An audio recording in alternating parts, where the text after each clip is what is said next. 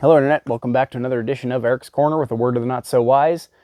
Uh, Getting a weekend bender of films done here. So, this episode, I'm going to talk about investing.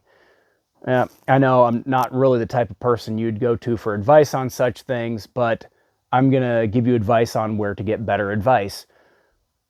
My parents turned over all my investment accounts to me because they're getting older and I'm 38 and should have probably taken that shit over a long time ago. So they showed me this show on Frontline called The Retirement Gamble.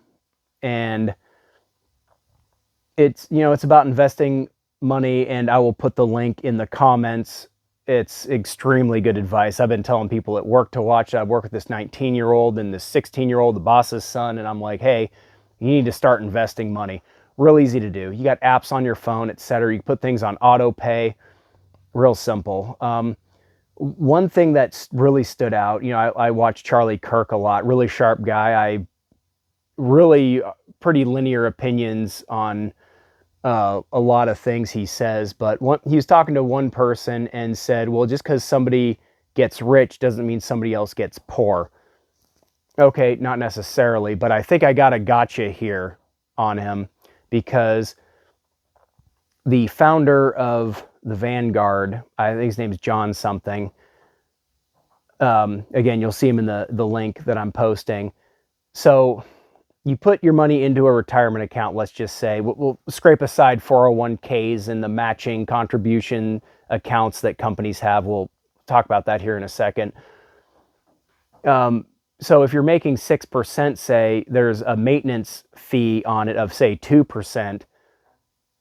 He said, if you invest in this thing from the time you're 20 to 65, you will have a third or half of what you would have if you got more, because that 2% compounding is a lot of money. Now you think, okay, cool, I'm getting 6%, so I'm still getting 4%. Cool, that's fine. Well, not really. If you invest in this account for, say you're really diligent and you put away like $4,000 a year, which is a lot, especially now since everybody's broke.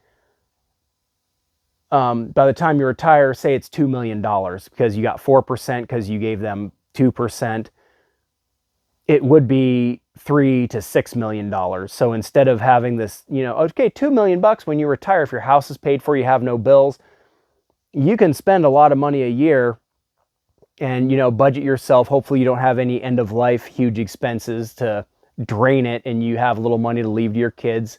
Great. But 2 million versus 6 million. I'm pretty sure, yeah, I didn't get poor, but I didn't get as rich as I should have. The Vanguard charges 0.2%, and I'm going to invest my kids' permanent fund dividends into this account. I'm jumping around too much, but to help get them started. It's something I've been trying to do for a while. I finally got to it. I actually took a day off work to make some phone calls. I had an old 401k, that paperwork my mom saved from 15 years ago. There's $1,300 in there. 20-minute phone call, roll it in. My thrift savings plan from when I was in the Navy, $8,500 in there. Hey, roll that into my Vanguard. Got those accounts closed, got things consolidated. I started getting to work on this stuff on a Sunday because I got all my stuff done. I got the oil changed in my truck and Olivia's car. I got her brakes done. I got her tires changed over. A bunch of other stuff. Got the kids to my buddy's kid's second birthday. I mean, I absolutely kicked ass. I knocked stuff out while she was gone. She was on vacation in Florida with my sister for her 40th birthday, and the cousins met up there and all that good stuff. And I got some auto transfers done, and I made the kids a new account under my account, and put their PFDs in there.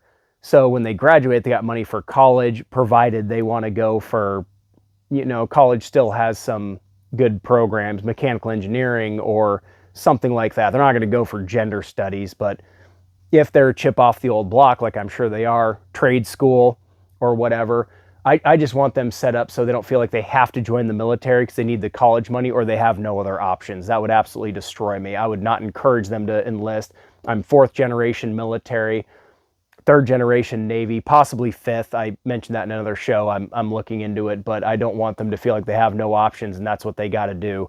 I'd be honored if they'd carry that tradition, but I don't want them to feel like they have no options, because enlisting because you need college money is not the way to go about it. I promise you. So back to the subject. So the Vanguard charges 0.2%, which, you know, they should be paid for what they do. The bank has to make money also, but you know, you have other institutions that are walking away with $4 million when you only ended up with 2. And you're the one that invested, you're the one that was diligent, you're the one that took the risk. And the bank is doing this times hundreds of thousands of people, or the investment firm rather, and that's absolutely ridiculous. So there's a lot of things you need to look at when investing. A 401k is good, there's matching contributions. I think it's absolutely ridiculous because they'll match, say, up to 3% of your paycheck. I think Halliburton did 5%. My buddy that I work with, his son is working up in the mine up in Fairbanks. He said they match 10%. But they say, well, you have to work for us for 10 years to be vested, or you leave the company and we'll take our contribution out, which I think is absolutely freaking ridiculous. It's just more pressuring you and forcing you to stay with a company that you hate and people that you don't like, etc. And then you turn to pharmaceutical drugs because you're depressed. It's like, well, you're surrounded by shit that you hate and that doesn't work for you.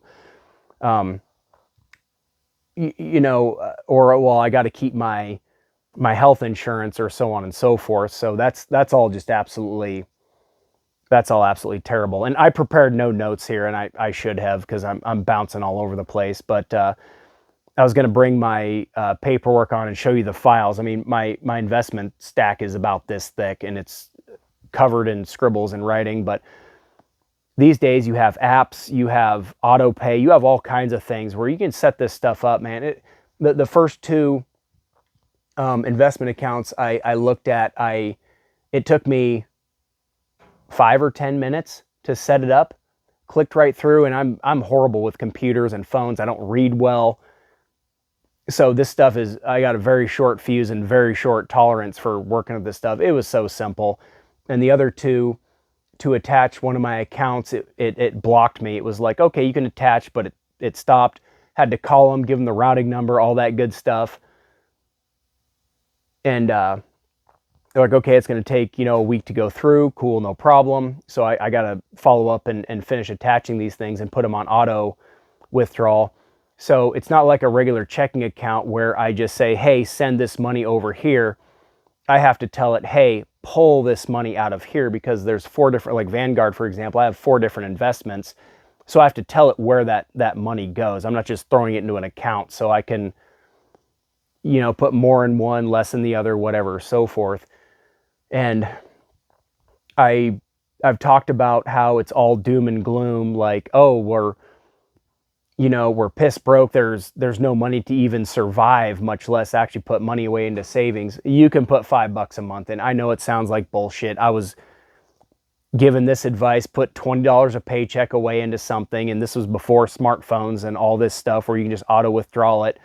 The money I put in my thrift savings plan with the Navy was all on auto withdrawal. I think I put like 10 or 15% in, which of, 25 grand a year is not that much, but I still did something there. So I rolled that over. So my money's in Vanguard, Dodge & Cox, and T. Rowe Price. So I consolidated things there. I'm opening an account with Vanguard. I asked my mom, I was like, well, which of these 3? She, without even question, said Vanguard. So I'm going to go with Vanguard. And there's Roth IRAs, which I would go with. Look into it further, but a Roth IRA versus traditional, one, you pay the taxes on it now versus later or something. Susie Orman and Dave Ramsey both say go with a Roth. I would go with a Roth.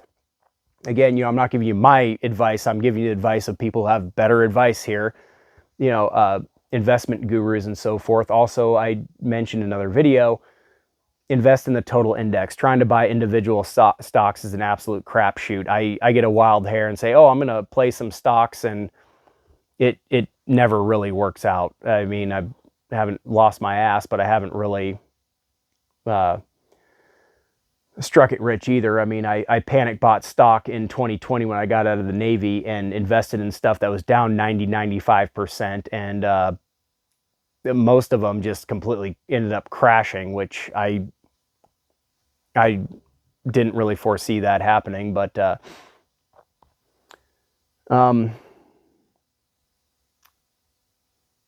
yeah, I hope you took something from this. I know I was kind of all over the place. There was another TikTok show that I saw or something on YouTube or whatever, and he said, if your kid's born and you put their $1,000 into the total index, which is the S&P 500, by the time your kid's 95, 65, they put no more money in, it's worth $500,000. Compounding interest is crazy. There was that episode of Futurama where he goes to his bank account and they're like, oh, you had $1 in there, but compounding over 1,000 years at 2.5% is 4 billion. I was like, there's no way that's right. So I went to a calculator. It would only let me go up to 100 years. So I did that 100 years, rolled it over, recalculated, and sure as shit, after I did that 10 times, it was like $4 billion. So if you're at, say 6 or 7%, say 7%, it doubles every 10 years, 10% doubles every 7. You're going to be sitting on a pretty fat stack of cash. So invest in the total index. Even if it's $25 a month or something, you put it on auto pay, take it right out of your paycheck. A girl asked, like, well, how do I cover my bills and take my tips into account? I was like, well, if your rent is $500 a month, it's $16 a day, take that out and put it in the bank, or make sure you have that obviously not going to go to the bank every day. Make sure you have that to cover it, and put money aside for these things. Yeah, we're in a rough economy, but don't get frustrated, because it'll turn around. And you just might have to work 60 hours a week. You might have to have 5 roommates. I don't know what else to tell you. It sucks, but when I was clearing bomb ranges, I'd get $100 a day in per diem, go rent a room out of a house that came down, $400 a month, was $14 a day, and pocketed a bunch of money. And of course, I didn't auto deposit it to my investments like I wish I would have, but my work was really, really scattered. So I basically saved up to be broke and bleed out between jobs. There was no long-term deal there, but it's fine. Went and made some money and traveled around, and then worked on a drilling rig, and then went into the Navy and all that good stuff.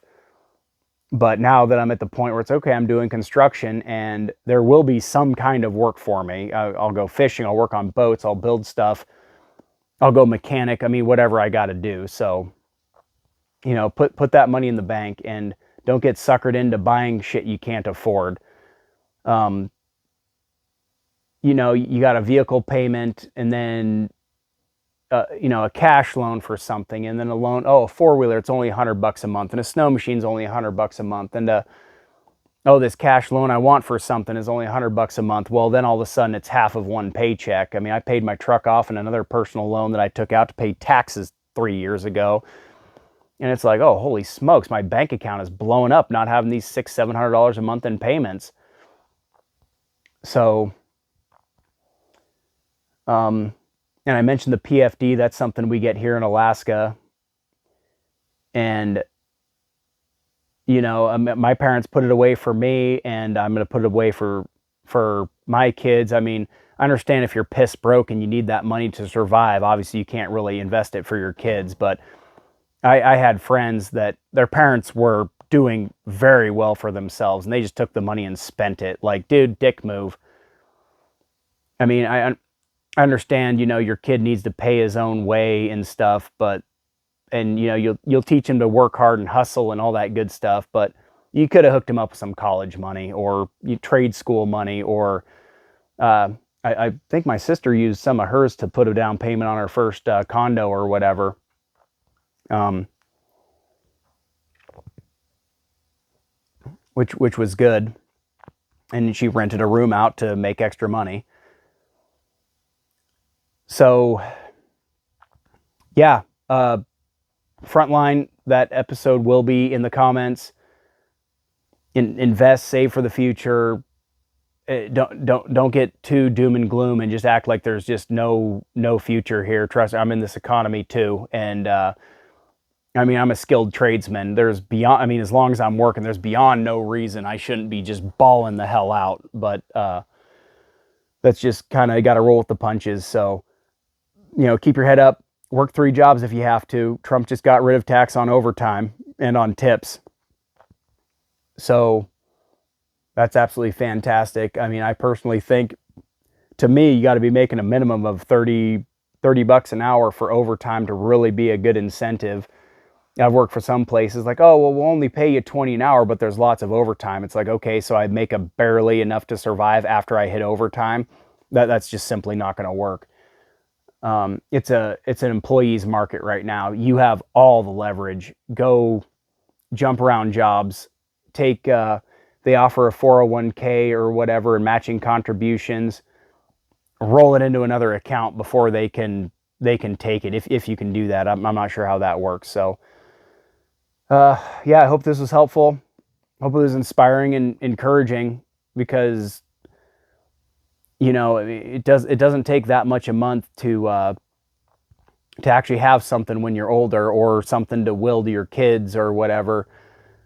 An IRA, a Roth, I think you can put up to $4,000 in it, I believe. Don't quote me on this, but it's like $4,000 a month up to, like, when you're 35. Then it's 6,000. Or I'm sorry, not a month, 4,000 a year, and then it goes up to like 6,000 a year, $500 a month. It's like, well, you can afford a $500 a month vehicle payment, pay that shit off and put that difference in, because that next $40,000 vehicle, say, you keep that truck for 10 years, but then you invest for 5 years, that vehicle payment, you do 4 cycles of that new truck every 5 years versus 10 didn't cost you $40,000 a year. It cost you $1 million, because you should have invested that money and hung on to that rig and took care of it, and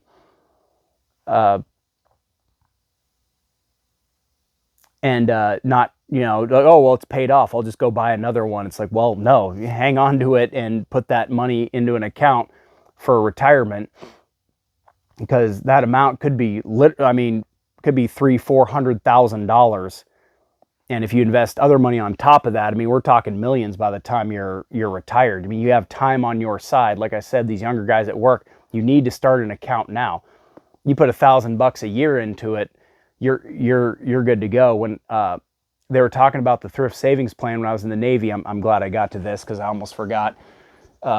They showed a chart where they said, well, if you invest from 18 to 25, let's say you put the max contribution of $4,000 a year into it. By the time you retire at 65, it's like $2 million.